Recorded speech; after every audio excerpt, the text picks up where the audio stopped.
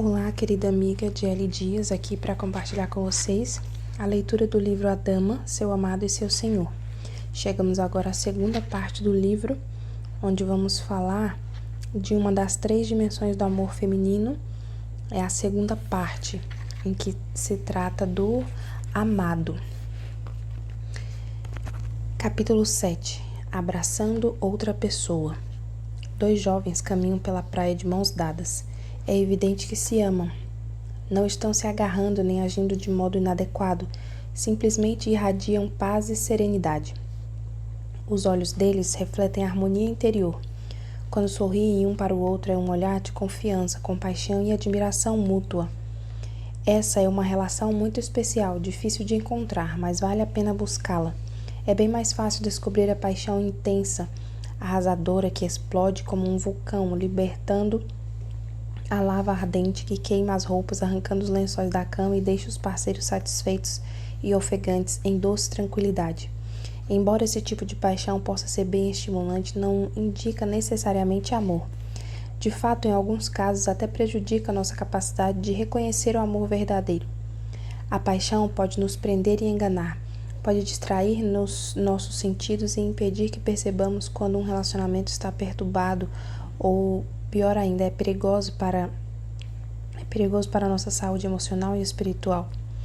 Não estou de forma alguma sugerindo que nos tornemos insensíveis a ponto de não podermos perder totalmente o controle nos braços de nosso cônjuge.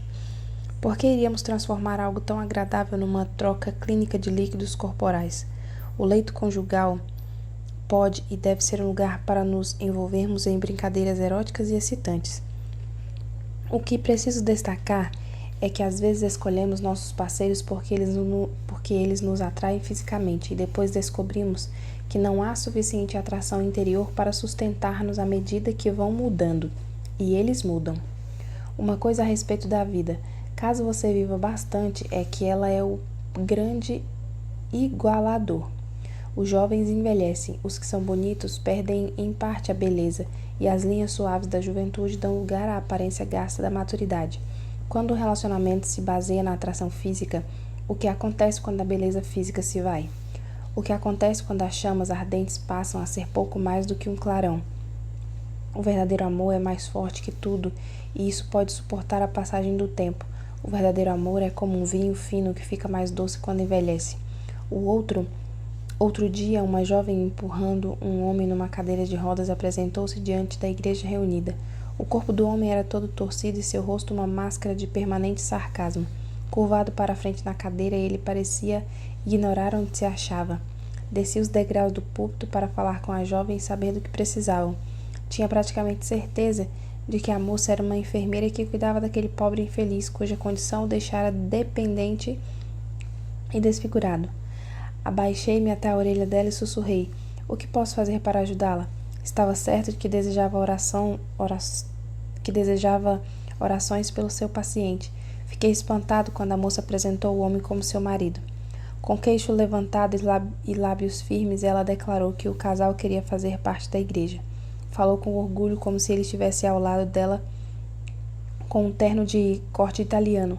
Embaraçado com a minha suposição, mas lamentando o problema deles, tropecei à procura das palavras adequadas à situação.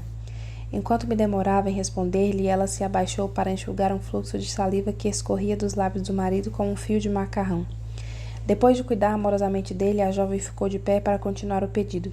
Explicou que o marido sofrera um terrível acidente que o deixara completamente incapacitado. Num dia ele fora um homem saudável, vibrante, viril, e no seguinte era aquilo que estava sentado à minha frente.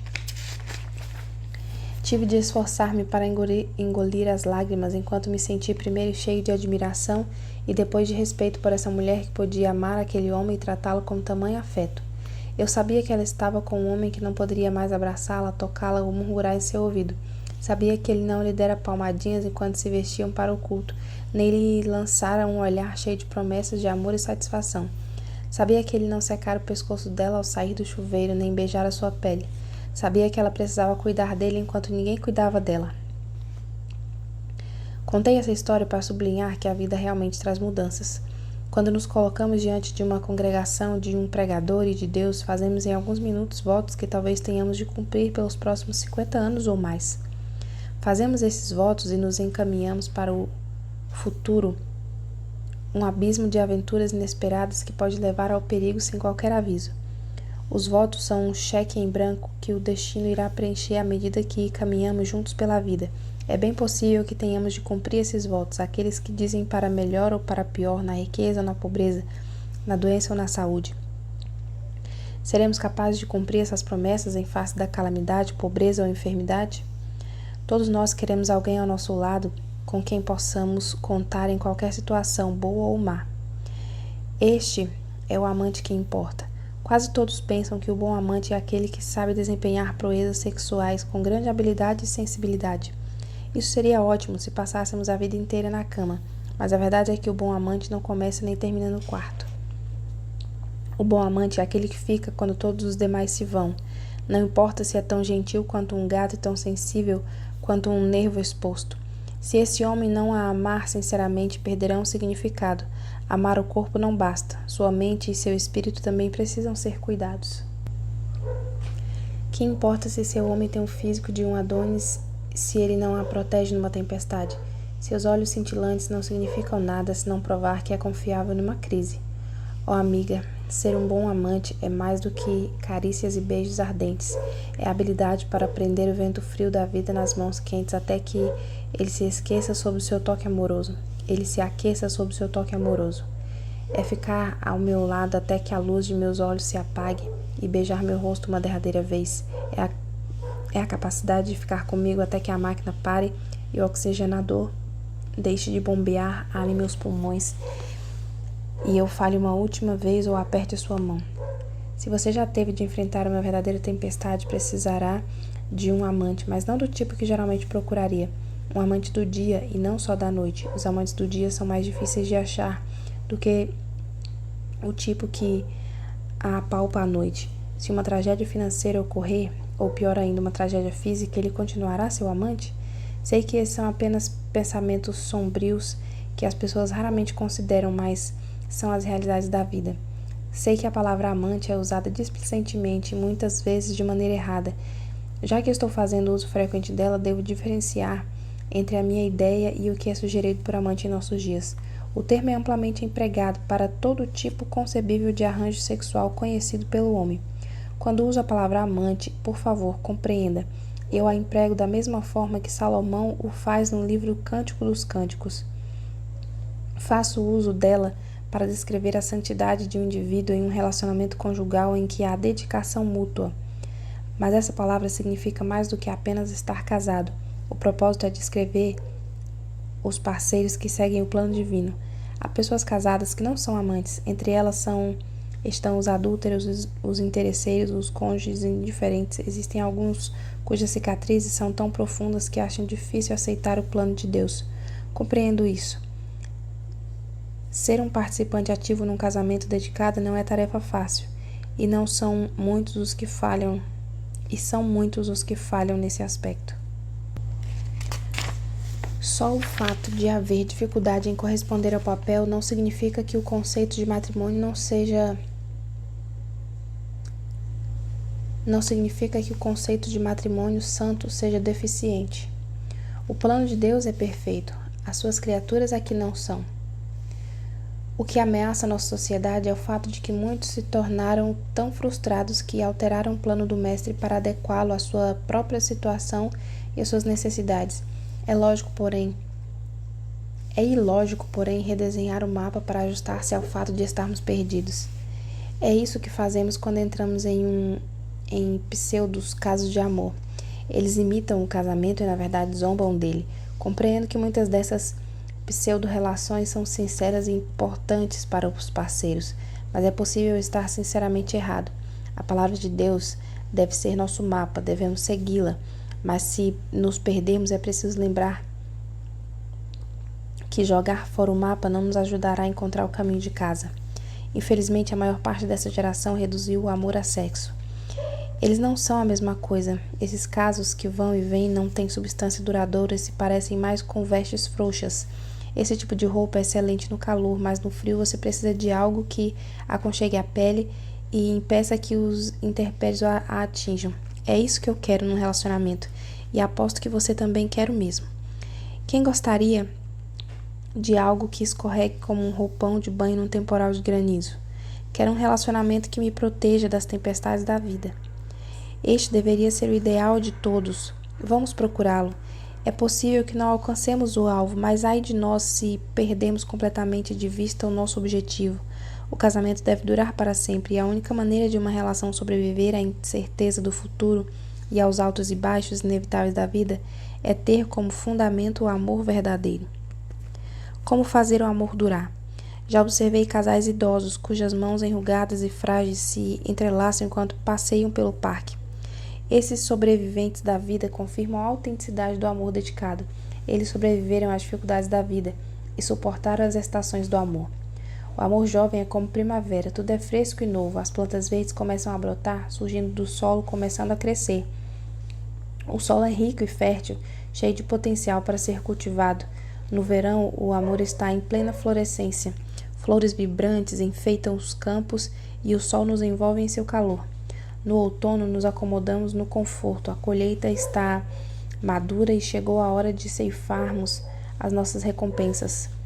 Nossos filhos cresceram e já têm sua própria vida. Podemos sentar e gozar dos frutos do nosso trabalho. Quando chega o inverno, o céu pode estar cinzento, o solo frio e endurecido, mas o amor verdadeiro é como uma sempre viva na floresta coberta de neve. O casal que está junto há tanto tempo continua aquecido no inverno do amor. O fogo do coração deles impede o frio de entrar. Como esses casais fazem isso? Como conseguem permanecer juntos tantos anos? Eu os observo enquanto se desviam do tráfego matinal no parque. Pessoas que se exercitam correndo ou de patins passam apressadas por eles, mas os dois parecem não notar. Só percebem um ao outro enquanto andam pelo parque e conversam e escutam um ao outro. Cada um pronuncia com voz carinhosa o nome do outro, dando a entender que se sentem tão à vontade um com o outro quanto se estivessem com um par de chinelos velhos. Continuam sendo amantes, mas mais que isso, são amigos. Não é engraçado? Foi assim que começamos quando pequenos. Duas crianças brincam na caixa de areia, ignorantes da diferença de sexo entre elas. São simplesmente amigas. Não há pressão para que impressionem. Não há necessidade de atitudes viris. Você se lembra dos dias em que os meninos pensavam que as meninas eram boas amigas, mas a ideia de beijá-las parecia idiotice? Só mais tarde, quando lutamos com nossas amiguinhas e de repente sentimos um calor diferente no corpo, é que notamos que tocá-las não era o mesmo que tocar os garotos numa pelada. Esse foi o primeiro estágio do amor para nós, simples e platônico. Um amor pré-sexual, um amor mais apoiado na amizade do que no erotismo. Perdemos essa amizade fácil quando nos tornamos sexualmente obcecados. Passamos então a vida inteira tentando voltar à amizade por meio do sexo. Não é a ela que acabamos voltando nos últimos anos. Quando a paixão se esvai e a comunicação emerge, voltamos à caixa de areia, acabamos dando risadinhas no terraço da frente, deixamos os dentes num copo d'água e com o rosto enrugado aberto num sorriso. Acabamos nos abraçando por mais tempo e ouvindo o ritmo da respiração um do outro à noite. Estou falando de companheiros de alma. Um relacionamento pode ser desafiado e até traído, mas depois que tudo passa, você ainda continua com a única pessoa com quem quer de fato conversar, aquela que faz você rir. É a amizade que faz com que lutar pelo casamento vale a pena e não sexo. O sexo dura apenas alguns minutos ou algumas horas na melhor das hipóteses, mas a amizade é para a vida inteira. As necessidades do corpo podem ser satisfeitas em alguns instantes ou em algumas horas, se estivermos dispostos a isso e tenhamos energia suficiente, mas satisfazer as necessidades do coração é um processo contínuo. O coração dolorido grita mais alto do que os lombos doloridos. O amante maravilhoso é aquele que beija o corpo e vai além beijando a alma. O sexo se torna então um meio para alcançar algo mais importante, o compromisso espiritual. Você não está então fazendo apenas sexo, está fazendo amor. O sexo é fácil, o amor é que é difícil de encontrar. Esse é o desafio exigido para ter certeza de que o seu relacionamento contém uma dose de amor suficiente para acompanhar o sexo. É disso que vai precisar para construir o seu relacionamento e transformá-lo em um monumento que perdura depois que tudo é dito e feito. O que você quer obter é o amor firme, experimentado por irmãos que sabem que foram gerados pelos mesmos corpos e nasceram do mesmo útero. Não pense que estou sugerindo que nos aposentemos sexualmente ou diminuamos nosso desejo de intimidade. Minha sugestão é equilibrar esses momentos magníficos com alguém que signifique algo para nós fora do quarto. Estou aconselhando que a raiz do seu amor seja ancorada em sua admiração por essa pessoa. Depois acrescente a atração como um tempero em um prato favorito. O tempero acentua o sabor do prato, mas não é a essência do prato. Case sempre em família. A razão por que a Bíblia não recomenda o casamento com incrédulos é simples. Deus quer que a base do amor de vocês seja o fato de compartilharem o mesmo Pai Celestial. Seu marido deve ser primeiro seu irmão. Vocês são irmãos na família de Deus. É conveniente escolher um cristão como você porque ambos têm os mesmos valores soberanos e básicos. Muitos não cristãos gostam de discutir as Escrituras, mas não compreendem que a palavra de Deus é uma carta escrita ao povo de Deus. O incrédulo provavelmente não entende nem concordará com a palavra. O desafio para eles não é aceitar regras e regulamentos, mas aceitar Cristo e crer na sua palavra. Até que façam isso, você estará falando com eles numa língua estranha. É como se pertencesse a países diferentes. Eles não são cidadãos do seu país e as leis não foram escritas para eles. Como cristã, você deve escolher alguém que seja governado pelos mesmos valores que os seus. Se não for, nunca irão concordar. É de grande ajuda para os casais. É de grande ajuda quando os casais têm a mesma fé e a mesma filosofia de vida. A fé, porém, não é o único critério que você deve adotar para sua busca por um companheiro. Muitas pessoas da mesma fé não se identificam o suficiente para que o casamento seja realmente forte. O que então é necessário? Os requisitos são 3. Seu parceiro deve satisfazer sua mente, seu corpo e sua alma. É claro que você precisa sentir atração física pelo seu parceiro. O sexo é um dos muitos prazeres do matrimônio e deve ser usufruído. Seu parceiro deve agradá-lo fisicamente e vice-versa.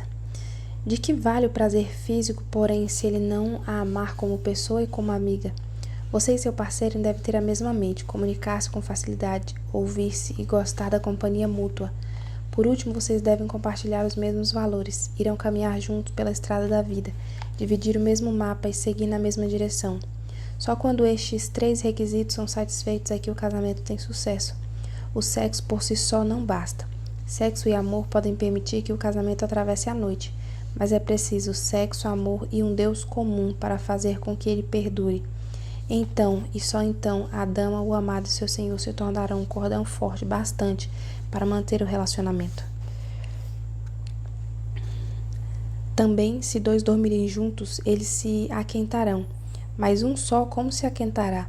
Se alguém quiser prevalecer contra um, os 2 lhe resistirão. O cordão de 3 dobras não se arrebenta com facilidade. Eclesiastes 4, 11 e 12. Quando for escolher um companheiro, procure um homem que tenha com você um relacionamento comparável ao de um irmão. Procure aquele com quem possa comunicar-se sem palavras. É ele que sabe quem você é. Ele sabe o que você vai dizer antes que as palavras saiam dos seus lábios. Sabe o que está em seu coração porque o dele tem o mesmo sentimento. Vocês foram feitos do mesmo material. Têm sentimentos um do outro como gêmeos. Ele é seu irmão. Vocês irão, sem dúvida, enfrentar desafios e problemas na vida, mas buscarão soluções no mesmo lugar. Ambos se voltarão para o Pai. Foi assim que Adão e Eva resistiram aos esforços de Satanás para destruí-los ao serem ameaçados, quando seu futuro estava em risco. Eles decidiram unir-se como irmão e irmã diante do Pai. E chamou o Senhor Deus ao homem e lhe perguntou: Onde estás? Ele respondeu: